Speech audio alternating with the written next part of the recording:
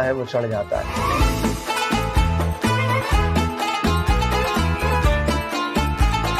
بسم اللہ الرحمن الرحیم۔ لاکھوں کروڑوں درود و سلام آپ صلی اللہ علیہ وسلم اور ان کی آل پر۔ سر شکر اللہ رب العالمین کا جس نے رمضان جیسے بابرکت مہینے سے نوازا۔ ناظرین کرام، پروگرام امان رمضان میں میزبان احسن لاکھانی آپ کو خوش آمدید کہتا ہوں۔ ناظرین کرام، اسلام جو ہم تک پہنچا وہ اتنی آسانی سے نہیں پہنچا، اس میں ایک طویل جد و جہد ہے، ایک اسٹرگل ہے، قربانیاں ہیں۔ آج جو ہمیں اسلام ملا ہے اس کی قدر کرنا لازم ہے ہم پر۔ آج کا جو ہمارا موضوع ہے وہ ہے جنت کا حصول آسان ہے یا مشکل۔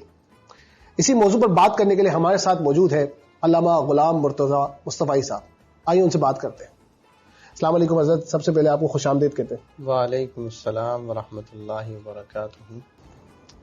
آپ کا بہت بہت شکریہ۔ حضرت، ہمارا آج کا موضوع جنت کا حصول ہے۔ اگر آپ مختصراً یہ بتا دیں کہ جنت ہے کیا اور جہنم ہے کیا تو اور زیادہ کلیئر ہو جائے گا۔ دیکھیں، اللہ تبارک و تعالی نے مومنین کے لیے ایک انعام کی جگہ مقرر فرمائی ہے جسے ہم جنت کہتے ہیں، اور جو عذاب کی جگہ ہے اسے جہنم کہا جاتا ہے۔ اور یہ جنت کے بارے میں متعدد احادیث بھی آئی ہیں، اور قرآن مجید فرقان حمید میں بار بار جنت کی طرف دوڑنے کے حوالے سے، جنت کو حاصل کرنے کے حوالے سے متعدد مقامات پر آیات بینات بھی آئی ہیں۔ جس طرح اللہ تبارک و تعالی نے ارشاد فرمایا وَسَارِعُوا إِلَىٰ مَغْفِرَةٍ مِّن رَّبِّكُمْ وَجَنَّةٍ عَرْضُهَا السَّمَاوَاتُ وَالْأَرْضُ، کہ دوڑو اپنے رب کی مغفرت کی طرف اور اس جنت کی طرف، وہ جنت کہ جو اللہ تبارک و تعالی نے بنائی ہے جس کا عرض زمین و آسمان سے بھی زیادہ ہے۔ سبحان اللہ۔ ایسی جنت کی طرف دوڑو، اور یہ جنت مومنین کے لیے ایک تحفہ ہوگا، اور یہ جنت اللہ تبارک و تعالی نے انعام کے طور پر بنائی ہے۔ جب یہ کلیئر ہو جاتا ہے تو پھر انسان جنت کو حاصل کرنے کے حوالے سے کوشش کرتا ہے، جس طرح صحابہ کرام نے کوشش کی۔ میں سمجھتا ہوں کہ جنت کا جو معاملہ ہے، جس طرح ہم نے سمجھ رکھا ہے کہ جنت بڑی آسان ہے، جنت احادیث کی روشنی میں دیکھا جائے تو آسان نہیں ہے۔ اللہ، اس لیے کہ نبی کریم علیہ الصلوۃ والسلام کی ایک حدیث مبارکہ ملتی ہے کہ آپ علیہ الصلوۃ والسلام نے فرمایا کہ اللہ نے جنت کو بنایا ہے تو ایسے پہاڑ کے اوپر بنایا ہے۔ یہ آپ نے مثال دی ہے، حدیث پاک کا مفہوم ہے کہ ایسے پہاڑ کے اوپر ہے کہ سنگلاخ پہاڑ ہے، اس کے اوپر کانٹے بھی ہیں، اس کے اوپر کھرکھرا پن بھی ہے، انسان اس کے اوپر چڑھتا ہے پھر گرتا ہے، پھر چڑھتا ہے پھر گرتا ہے، پھر چڑھتا ہے پھر گرتا ہے، یہاں تک کہ ایک وقت آتا ہے وہ چڑھ جاتا ہے۔ فرمایا کہ جب پہاڑ کے اوپر چڑھ جاتا ہے تو اللہ تبارک و تعالی جنت اسے عطا فرما دیتا ہے۔ جنت کی مثال نبی کریم علیہ الصلوۃ والسلام نے سنگلاخ پہاڑ کی مثال کی طرح دی۔ اسی طرح جب پوچھا گیا کہ یا رسول اللہ صلی اللہ علیہ وسلم جہنم کیا ہے، تو آپ نے فرمایا کہ جہنم تو بڑی آسان ہے۔ فرمایا کہ حضور کیسے؟ فرمایا کہ جس طرح گھر کا صحن ہوتا ہے اس طرح جہنم ہے۔ اللہ، تو جہنم کا حصول آسان، جنت کا حصول مشکل ہے۔ جس طرح آج ہم نے سمجھ رکھا ہے کہ جنت بڑی آسان ہے اور ہم نے عملی زندگی چھوڑ دی ہے، میں سمجھتا ہوں کہ جنت آسان نہیں ہے۔ جنت کو پانا بڑا مشکل ہے، اس کے لیے محنت کرنے کی ضرورت ہے۔ محنت کریں گے تو یہ جنت ملے گی۔ اور یہ بھی یاد رکھیے کہ جنت اللہ تبارک و تعالی نے نکموں کے لیے نہیں رکھی۔ جو آج کل یہ جو نکمے ہم بنے ہوئے نا کہ عملی زندگی ہم نے چھوڑ دی ہے، فرائض کا پوچھیں تو فرائض کا کچھ پتہ نہیں ہے، ہمیں جنت کی طرف شارٹ کٹ چاہیے، کوئی بابا ہمیں شارٹ کٹ بتا دے۔ ہمیں بس یہ چاہیے کہ شارٹ کٹ کوئی ایسی 4 رکعتیں مل جائیں، ہم پڑھیں اور جنت کے اندر چلے جائیں، یا پھر کوئی ایسا میسج آ جائے کہ جو ہم فارورڈ کریں اور فارورڈ کرتے ہی ہمیں رپلائی آ جائے کہ تمہیں جنت کا ٹکٹ کنفرم ہو چکا ہے، یہ تمہارا ٹکٹ 11 لوگوں کو فارورڈ کر دیں، یہ 11 لوگوں کو کیجیے، 20 لوگوں کو کیجیے۔ تو اس طرح کے میسیجز، تو یہ جنت جو جس طرح ہم نے سمجھ رکھا ہے کہ آسان ہے، میں سمجھتا ہوں کہ احادیث کی روشنی میں آسان نہیں ہے، جنت کا حصول بڑا مشکل ہے۔ اچھا حضرت، آپ نے فرمایا کہ جنت جو ہے وہ حدیثوں میں کہ یہ انعام ہے مومن کے لیے، تو انعام جو ہے وہ ویسے تو نہیں مل جاتا، کچھ کرنا پڑتا ہے اس کے لیے، اس کو جیتنا پڑتا ہے، حاصل کرنا پڑتا ہے۔ اچھا، جتنا بڑا انعام اتنی بڑی اسٹرگل۔ تو ہم جب اپنی عملی زندگی دیکھتے ہیں اور اصحاب کرام کی عملی زندگی پڑھتے ہیں یا سنتے ہیں تو انہوں نے تو بڑی اسٹرگل کی حضرت جنت کو حاصل کرنے کے لیے، اگرچہ ان میں سے بہت سارے جو اصحاب کرام تھے ان کو جنت کی باقاعدہ سے بشارت بھی مل گئی تھی، لیکن اس کے باوجود بھی انہوں نے جو ہے وہ اسٹرگل کی۔ تو اس کے بارے میں آپ کیا کہیں گے؟ دیکھیں، نبی کریم علیہ الصلوۃ والسلام نے جب جنت کے حوالے سے صحابہ کرام کو بتایا تو صحابہ کرام کا ایک ٹارگٹ بن گیا انہوں نے کہا کہ جنت ہم نے حاصل کرنی ہی کرنی ہے اور یہ ہمارے رب کی طرف سے انعام ہے, ہم نے اسے لینا ہی لینا ہے. تو جس طرح انہوں نے لینے کی کوشش کی ان کی زندگیاں ہمارے سامنے ہیں کہ صحابہ اکرام نے کس طرح عملی زندگی کے اندر قدم رکھا.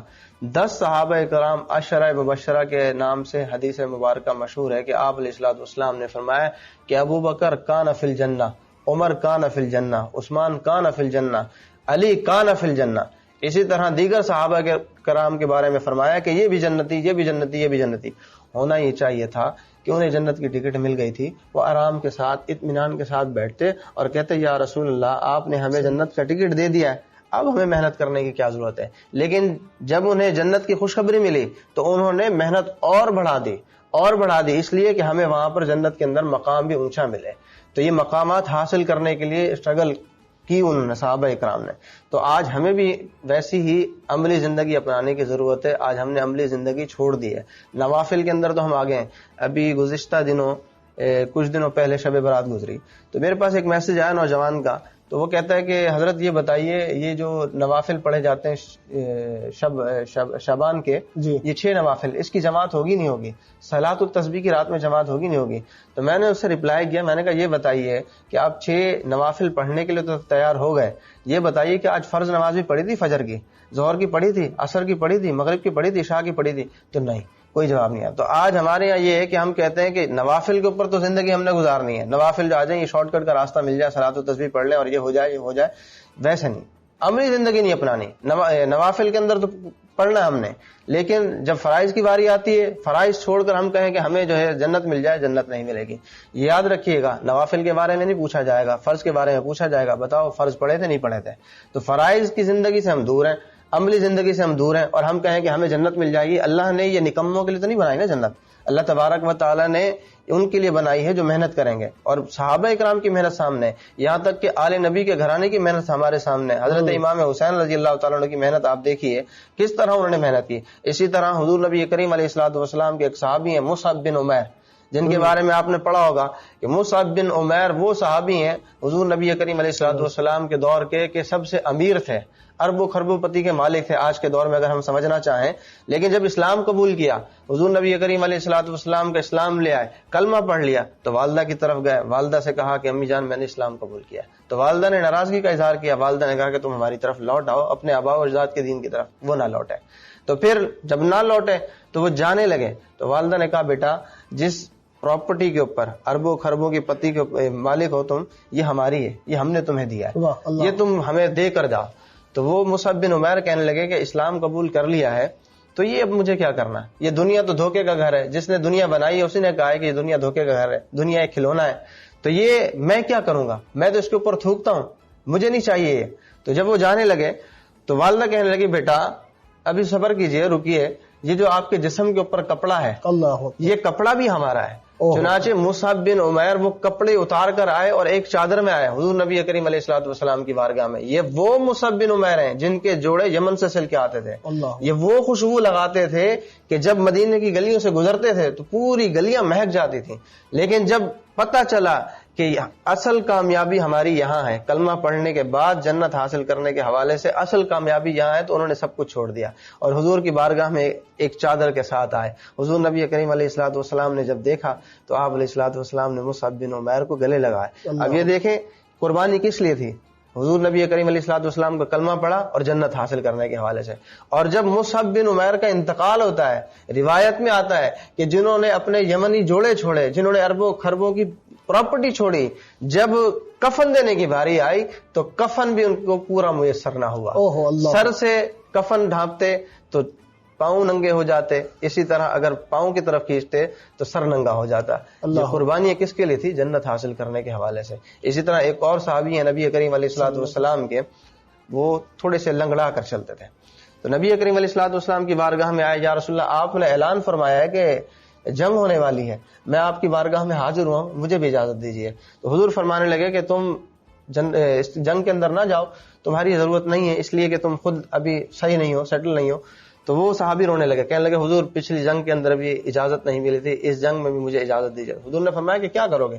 کہا یا رسول اللہ صلی اللہ علیہ وسلم میں جنگ کے اندر شامل ہوں گا, اور شامل ہونے کے بعد اپنے حلق کے اوپر تیر کھاؤں گا, اور تیر کھانے کے بعد شہید ہوں گا, اور شہید ہونے کے بعد میں جنت کے اندر جاؤں گا.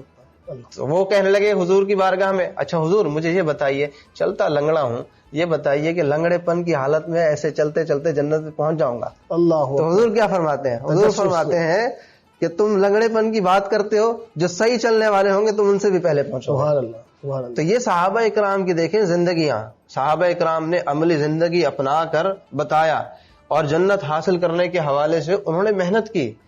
10 صحابہ اکرام ان کو دیکھ لیجئے, انہوں نے اس طرح کی بے عملی زندگی نہیں گزاری. آج ہمارے یہاں یہ ہے کہ بے عملی زندگی, ہماری مساجد ویران, ہم نمازوں کے حوالے سے بالکل پیچھے, اور جو غیر شرعی کام میں غیر ہیں وہ کام ان کے اندر آگے آگے ہوتے ہیں. جس طرح میسج کی میں نے آپ کو بات بتائی کہ میسج بھیج دیں اور اس کے بعد اللہ اللہ خیر صلاح.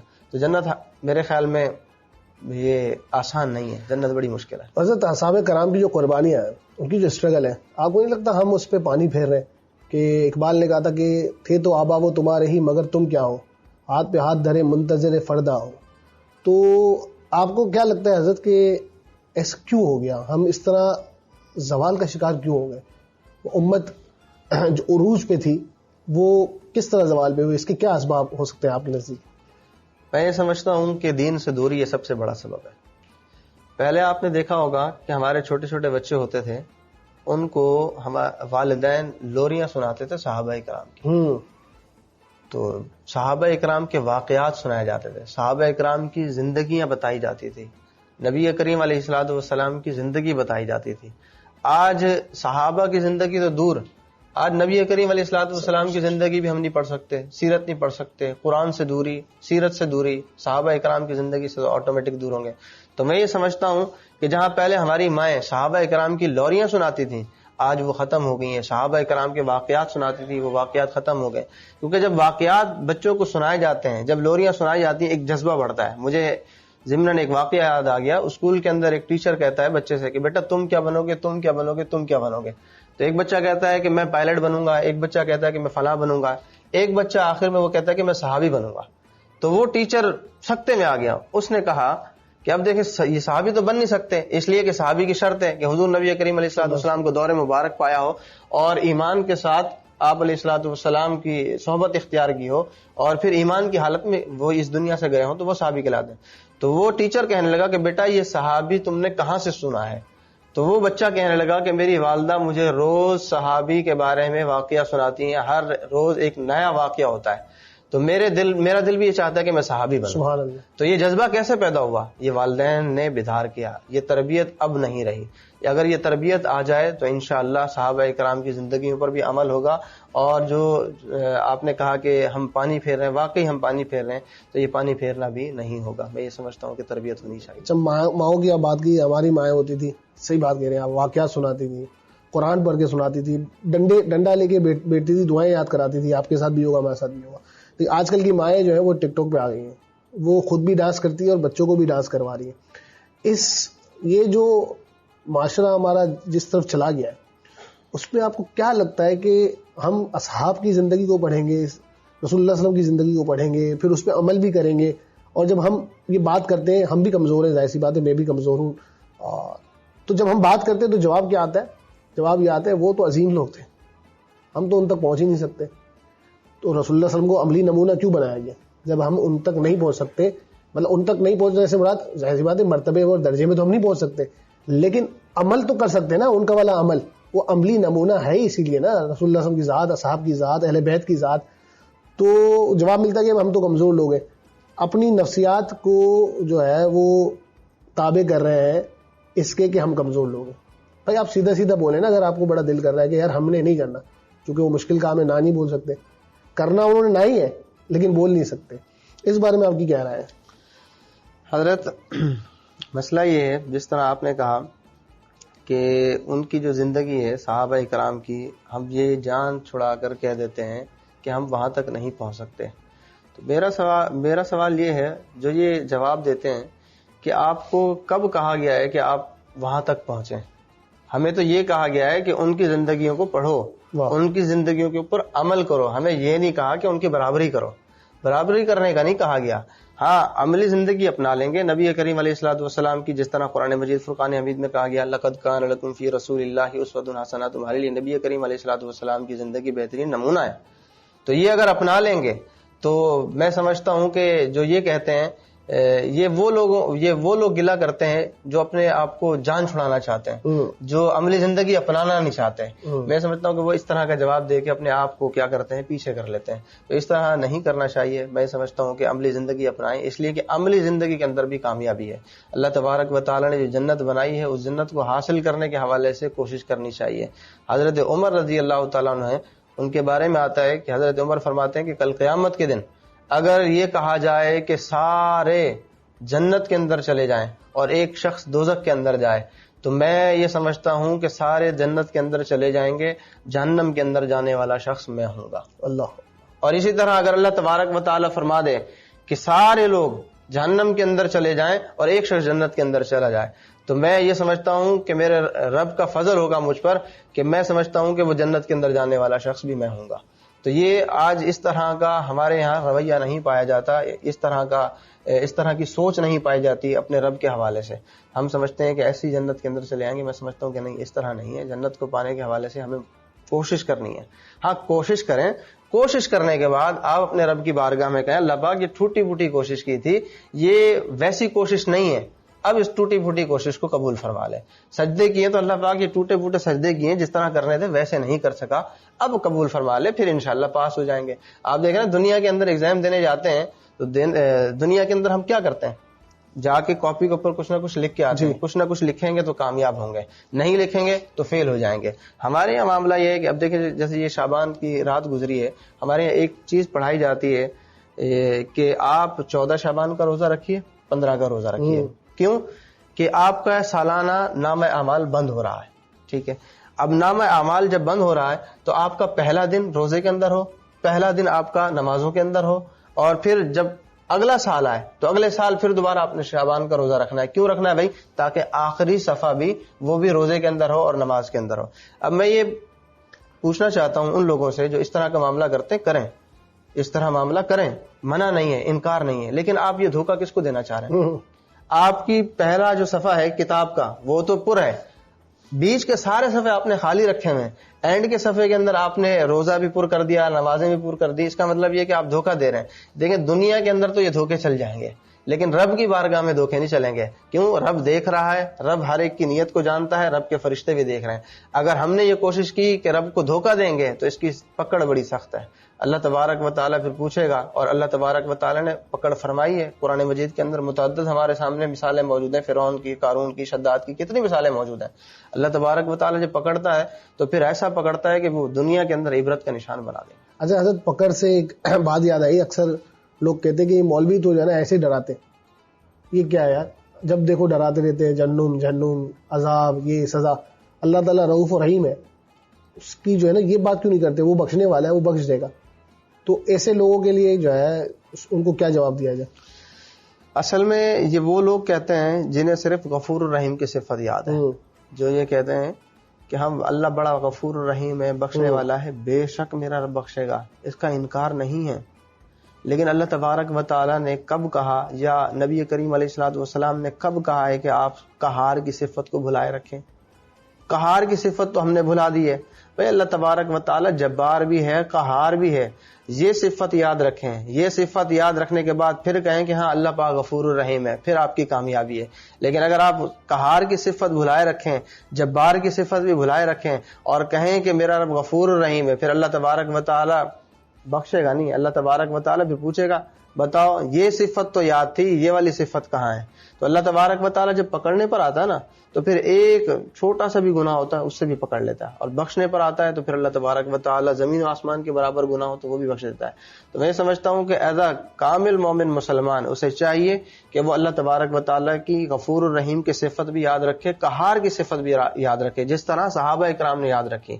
جس طرح صحابہ اکرام, جس طرح میں نے حضرت عمر رضی اللہ تعالیٰ عنہ کے بارے میں بتایا کہ غفور الرحیم کی صفت بھی یاد تھی, قہار کی صفت بھی یاد تھی, کہ جب کہا گیا کہ سارے جنت کے اندر جائیں گے, ایک جہنم کے اندر جائے گا, تو انہوں نے قہار کی صفت یاد رکھی. اور اسی طرح جب جنت کی باری آئی اور ایک شخص کے جہنم کے اندر جانے کی قہار کی صفت، اسی طرح جب جہنم کے اندر جانے کی باری آئی، جنت کے اندر جانے کی باری آئی تو انہوں نے غفور الرحیم کی صفت یاد رکھی. تو یہ حضرت عمر رضی اللہ تعالیٰ عنہ کا طرز عمل دیکھ لیجئے کہ حضرت عمر رضی اللہ تعالیٰ عنہ نے دونوں صفتیں یاد رکھی ہیں. لیکن ہمارے یہاں کیا ہے کہ اللہ غفور الرحیم. اچھا کیوں کہتے ہیں؟ وجہ یہ کہ اس میں ہمارا اپنا مطلب ہے. ہمیں یہاں پر کیا ہے، ریلیکسیشن چاہیے، اور ہم ہیں ہی نکمی قوم، ہمیں تو چاہیے کسی نہ کسی طریقے کہیں نہ کہیں سے مل جائے ریلیکسیشن. تو یہ معاملات ہیں. نوجوان نسل آج کل شارٹ کٹ ڈھونڈ رہی ہے اور ریلیکسیشن چاہ رہی ہے، اس وجہ سے انہیں یہ صفت یاد ہے، قہار کی صفت یاد نہیں ہے. اگر آپ نے جو ہے وہ نوافل کی بات کی، شعبان کے، اور 2 سے 3 بار بات کی، تو مجھے اقبال کا شعر یاد آ گیا کہ سوداگری نہیں یہ عبادت خدا کی ہے، نا سمجھ جزا کی تمنا بھی چھوڑ دے. تو ہم جو عبادت کے لیے جاتے ہیں، نوافل کے لیے جاتے ہیں، وہ اپنا ذاتی مفاد ہوتا ہے اس میں، کیونکہ آپ کی رزق بڑھے گا، آپ کی عمر بڑھے گی. اس میں آپ جو ہے وہ عبادت کے لیے نہیں جا رہے ہوتے کہ ہمیں جو ہے نا رزق بھی مل جائے گا، ہماری عمر بھی بڑھ جائے گی. تو آپ کا پوائنٹ آف ویو، نقطہ بہت اچھا ہے کہ ہمیں جو ہے وہ فرائض کی طرف جانا چاہیے اس کی جگہ کے نوافل کی طرف. نوافل بھی اچھی بات ہے، فرائض کی طرف زیادہ جانا چاہیے. اب اس کے لیے آپ کیا سجیشن دیں گے لوگوں کو کہ فرائض کی طرف کیسے آئیں؟ دیکھیں، ہر کام کرنے سے پہلے اس کا جو امپورٹنٹ مقصد ہے وہ یاد ہونا چاہیے. جب مقصد فوت ہو جاتا ہے تو پھر وہ معاملہ ہوتا بھی نہیں ہے. تو اگر میں سمجھتا ہوں کہ فرائض کے معاملے میں یہ یاد رکھا جائے کہ کل قیامت کے دن اس کے بارے میں پوچھا جائے گا. فرائض کے حوالے سے قرآن مجید فرقان حمید میں متعدد مقامات پر اللہ تبارک و تعالی نے نماز کے حوالے سے کہا ہے کہ نماز کو قائم کرو، نماز پڑھو، اس لیے کہ کل قیامت کے دن اس کے بارے میں پوچھا جائے گا. اور اسی طرح نبی کریم علیہ الصلوۃ والسلام کی بھی حدیث مبارکہ ہے کہ آپ نے فرمایا کہ جس کا پہلا سوال اچھا اس کے آگے بھی سوالات اچھے ہیں. اگر پہلے سوال میں پھنس گئے تو پھر پھنس گئے. تو لہذا اگر چاہتے ہیں کہ فرائض کی پابندی کریں تو فرائض کی جو امپورٹنس ہے اسے آپ یاد رکھیں کہ فرائض کے بارے میں ہم سے پوچھا جائے گا، اور اسی سے ہی ہماری کامیابی ہے. اور دیکھیں، آپ اپنے آپ کو اگر عاشق رسول کہتے ہیں اور عشق رسول کا دعویٰ کرتے ہیں تو پھر عشق رسول کا دعویٰ کرتے ہوئے آپ عملی زندگی کے اندر آئیں. اس لیے کہ نبی کریم علیہ الصلوۃ والسلام نے فرمایا کہ قرۃ عینی فی الصلاۃ، کہ نماز کے اندر میری آنکھوں کی ٹھنڈک ہے، آنکھوں کے اندر ٹھنڈک ہے نماز. تو آپ اس نیت سے پڑھیں، انشاءاللہ پابندی کریں، اور اللہ تبارک و تعالیٰ فرائض کے اوپر بھی پابندی فرما دے گا. اور نوافل کی جو زندگی ہے وہ بھی کریں، اس کا انکار نہیں ہے. کہنے کا مقصد یہ نہیں کہ آپ نوافل چھوڑ دیں، کہنے کا مقصد یہ ہے کہ نوافل کے بارے میں پوچھا نہیں جائے گا، فرائض کے بارے میں پوچھا جائے گا. آج نوافل تو آپ ادا کر رہے ہیں، فرائض نہیں ادا کر رہے، تو کیوں نہیں کر رہے؟ اس کی کیا وجہ ہے؟ تو اس وجہ کے اوپر غور کرنے کی ضرورت ہے. شارٹ کٹ ایک ہی بات کہوں گا کہ شارٹ کٹ چاہیے ہمیں. اور اسی طرح اخلاص ہونا چاہیے ہر کام کے اندر. جس طرح آپ نے خود کہا کہ نوافل کے اندر معاملہ یہ ہوتا ہے کہ اس میں بھی ہمارا اپنا مطلب ہوتا ہے، تو اس میں مطلب نہیں ہونا چاہیے. اللہ تبارک و تعالیٰ کو اخلاص پسند ہے، کوانٹٹی اللہ تبارک و تعالیٰ کو پسند نہیں ہے. اللہ تبارک و تعالیٰ زیادہ چیزیں نہیں دیکھتا، وہ دیکھتا ہے کہ ایک سبحان اللہ ہو اور اخلاص ہو، اور اسی اخلاص کے ساتھ وہ اللہ کی بارگاہ میں پہنچ جائے تو وہیں ہمارے لیے کیا ہے، مغفرت کا ذریعہ بن جائے. لیکن ہمارے یہاں اخلاص نہیں، اخلاص کو تو ہم نے بھلا ہی دیا ہے، اخلاص سے تو ہم دور ہی ہو چکے ہیں. تو لہذا اخلاص کی سب سے بڑی اہمیت ہے. اخلاص ہوگا تو انشاءاللہ یہ ہماری نوافل، ہمارے عبادات، ہمارے فرائض یہ قابل قبول ہوں گے. اگر اخلاص نہیں ہے تو پھر اللہ تبارک و تعالیٰ یہ ساری عبادتیں منہ پہ مار دے گا. وہ فرمائے گا مجھے کوئی ضرورت نہیں ہے. اخلاص کا ہونا ضروری ہے. تو آج اخلاص نہیں ہے، جس کی وجہ سے پہلے ہم اپنا مطلب رکھتے ہیں. میں تو یہ سمجھتا ہوں کہ ہم مطلبی ہیں. عبادت جس طرح آپ نے خود کہا ہے کہ ہم مطلبی ہیں، ہمیں اپنا کام پڑتا ہے تو پھر ہم اپنے رب کو یاد کرتے ہیں، اپنا کام پڑتا ہے تو پھر ہم جو ہے اپنے رب کی بارگاہ میں آتے ہیں. آپ دیکھیں کہ ہم نوافل پڑھتے ہیں، نماز پڑھتے ہیں، اس کے بعد دعا ہوتی ہے، تو دعا کے اندر ہم جو کام کر چکے ہیں اس کی قبولیت کی دعا نہیں کرتے کہ اللہ پاک ہم نے یہ کیا ہے، ہم نے ٹوٹے پھوٹے سجدے کیے ہیں، اسے قبول فرما. نہیں، بلکہ ہم پہلے اپنے چکر میں پڑ جاتے ہیں، اللہ پاک میرا رزق بڑھا دے، اللہ پاک میرا یہ کام کر دے. اور دیکھیں اللہ تبارک و تعالیٰ تو رزق دے ہی رہا ہے نا. میری اس ٹائم کتنی عمر ہو چکی ہے، مجھے یاد نہیں ہے کہ میں نے کبھی ایسی رات گزاری ہو کہ بھوکا سویا ہوں، جب صبح اٹھا ہوں تو مجھے کچھ نہ ملا ہو. میرا رب کھلا پلا رہا ہے. یہاں تک کہ ان لوگوں کو بھی اللہ تبارک و تعالیٰ دے رہا ہے جو اللہ کو نہیں مانتے، جو کہتے ہیں کہ ہم نہیں مانتے، اللہ تبارک و تعالیٰ ان کو بھی کھلا رہا ہے. تو پہلے میں سمجھتا ہوں کہ اخلاص کے ساتھ اللہ کی بارگاہ میں یہ دعا کی جائے کہ اللہ پاک یہ توفیق تو نے دی تھی سجدوں کی، یہ توفیق تو نے دی تھی مسجد میں آنے کی، میں مسجد میں آیا، میں نے یہ ٹوٹے پھوٹے سجدے کیے، یہ ذکر و اذکار کیا، اس میں میرا کوئی کمال نہیں ہے۔ جب انسان یہ کہتا نا کہ اس میں میرا کوئی کمال نہیں ہے، اللہ پاک یہ تیرے خاص فضل و کرم سے تیری توفیق سے ہوا ہے، تو پھر رب کی رحمت پھر ایسی برستی ہو، کہتا ہے کہ اللہ پاک واہ کیا میرے بندے نے میری عبادت کی ہے۔ ٹوٹی پھوٹی سجدے بھی ہوتے ہیں تو اللہ تبارک و تعالیٰ فرماتا ہے کہ نہیں، اس کا اخلاص، اس نے کس طرح میری بارگاہ میں کہا ہے، تو لہذا اس کی عبادتوں کو قبول فرما لو۔ وجہ کیا ہوتی ہے کہ اللہ پاک میری توفیق نہیں تھی، یہ تو نے توفیق دی ہے، یہ تیری توفیق کی وجہ سے ہی میں آیا ہوں، ورنہ ہماری کیا توفیق ہے۔ مجھے ایک ضمن ایک واقعہ یاد آ گیا، دو دوست تھے، ایک نماز کا وقت ہو گیا تو ایک دوست نے کہا کہ چلو نماز پڑھتے ہیں، تو اس نے کہا کہ تم جاؤ میں پڑھ لوں گا بعد میں، اور میں باہر بیٹھ کر تمہارا ویٹ کر رہا ہوں۔ تو وہ شخص آیا، اس نے نماز ادا کی، نماز ادا کرنے کے بعد اسے لیٹ ہو گئی، کافی دیر ہو گئی، تو وہ جو باہر بیٹھا ہوا تھا اس نے پوچھا کہ یار اتنی دیر تم نے نماز کے اندر لگا دی؟ تو اس نے کہا کہ یار ہاں نماز کے اندر دیر لگا دی ہے۔ تو اس نے کہا کون تمہیں اندر سے نہیں آنے دے رہا تھا؟